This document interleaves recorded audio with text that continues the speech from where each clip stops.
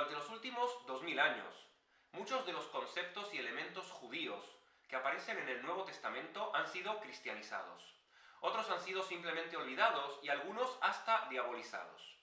Es por eso que muchísimos cristianos hoy en día no saben que gran parte de las fiestas del cristianismo tienen, de hecho, su origen en el judaísmo. El caso más llamativo es el de la Semana Santa cristiana, que tiene su origen indudable en la festividad de Pesaj que hay en el judaísmo. Nosotros sabemos que Jesús de Nazaret muere crucificado en el monte Gólgota el Viernes Santo.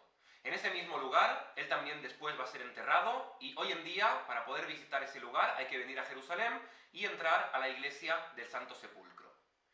¿Qué hacía Jesús en Jerusalén?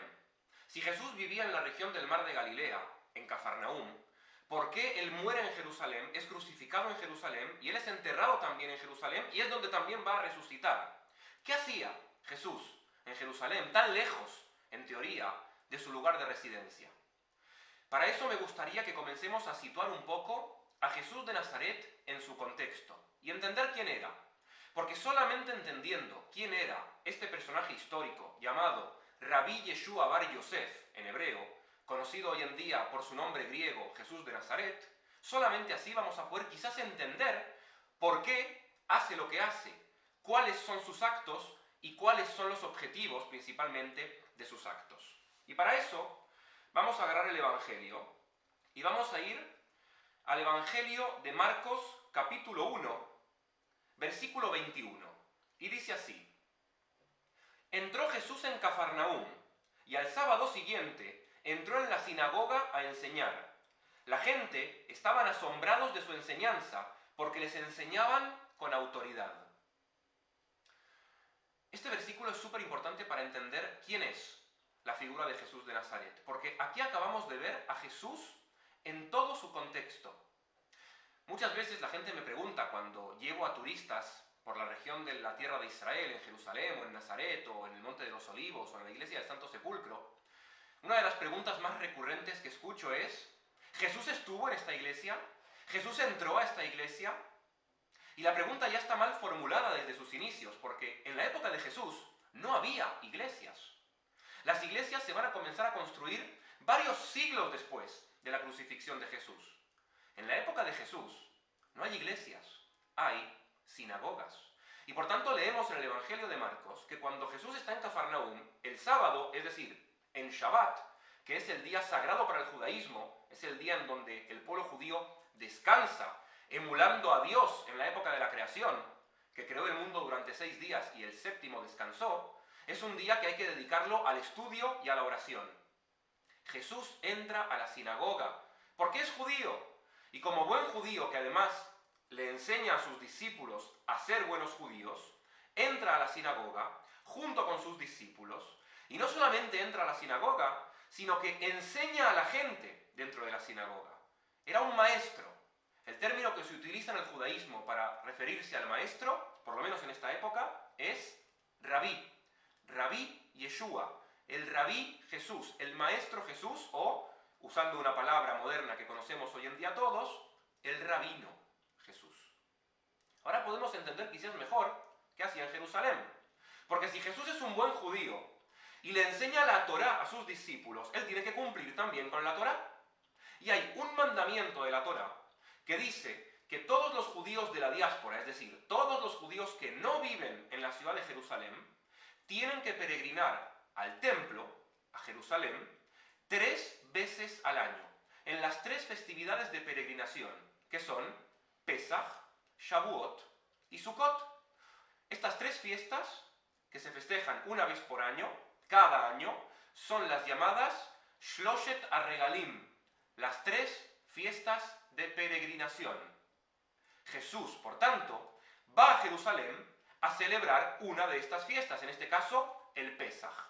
Y es así que, en la época en la que Jesús va a ser crucificado, no solamente Jesús, sino muchísimos judíos, según el Talmud, hasta millones de judíos, estaban en la ciudad de Jerusalén.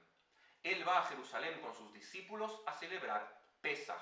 Y esto lo leemos también en el Evangelio de Marcos, capítulo 14, versículo 12, en donde dice así: el primer día de los ácimos.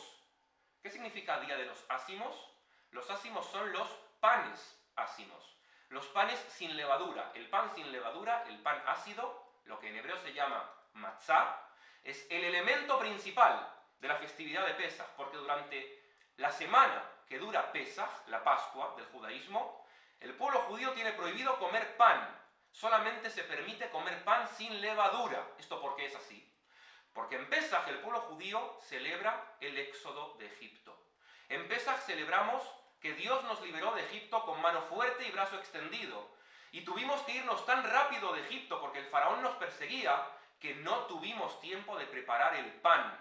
Y por eso en el desierto tuvimos que comer pan sin levadura. En recuerdo del éxodo de Egipto, recordamos hoy en día ese momento comiendo nosotros también pan sin levadura.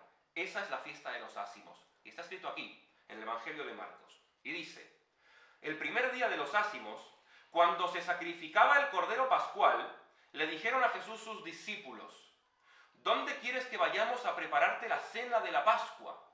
Es decir, no hay dudas. Está más que claro que Jesús está en Jerusalén cumpliendo el mandamiento de peregrinación porque fue a Jerusalén a celebrar Pesaj con sus discípulos. Y de hecho, celebran Jesús y sus discípulos Pesaj en Jerusalén y está escrito así. Mientras comían, tomó Jesús pan y pronunciando la bendición, lo partió y se lo dio a los discípulos, diciendo, tomad, esto es mi cuerpo. Después tomó el cáliz, pronunció la acción de gracias, se lo dio a sus discípulos y todos bebieron. Después de cantar el himno de alabanza, salieron para el monte de los olivos. Esto está escrito también en el Evangelio de Marcos, capítulo 14, versículos del 22 al 26. Esto que acabo de describir aquí, leyendo directamente del Evangelio de Marcos, es la descripción de lo que era una cena de Pesaj hace 2000 años, que no es muy diferente a cómo es una cena de Pesaj hoy en día. Hay dos elementos principales, el vino y el pan. Jesús toma vino y bendice haciendo la brajá, la bendición correspondiente, y reparte el vino entre sus discípulos. En el judaísmo se santifican las fiestas tomando vino, el vino es un símbolo de la alegría. Y además se encuentra también presente en esta cena que Jesús realiza con sus discípulos, el pan. No hay ninguna duda de que es pan sin levadura, porque unos versículos más atrás está escrito en el Evangelio de Marcos que se estaba celebrando la fiesta de los ácimos. Esa cena se produce el jueves a la noche de la actual Semana Santa Cristiana. Al día siguiente, el viernes a la mañana, Jesús va a morir crucificado en la cruz.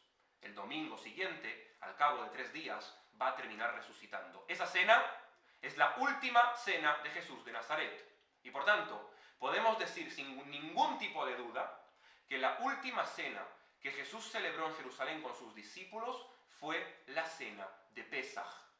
El pan que estaba comiendo era pan sin levadura, exactamente igual a este. Esto que tengo en mi mano es la matzá, es pan ácimo, pan que no tuvo tiempo de fermentar. Jesús hace la bendición, lo parte y luego lo reparte entre sus discípulos. ¿Cuál es la bendición que hace Jesús? Baruch atah Adonai Eloheinu melech haolam, amotzi lechem min haaretz.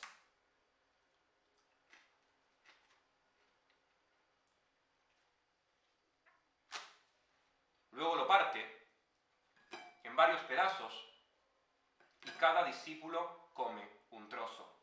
Bendito eres tú, Señor, Rey del universo, que sacas el pan de la tierra. Esta bendición hasta el día de hoy se sigue haciendo en el judaísmo. Y esto es lo que estaba haciendo Jesús en su última cena. Él, como judío, estaba celebrando hace 2000 años que Dios lo sacó a él, junto con sus discípulos y junto con todo el pueblo judío de Egipto, porque está escrito que en cada generación debe uno verse a sí mismo como si hubiera salido de Egipto.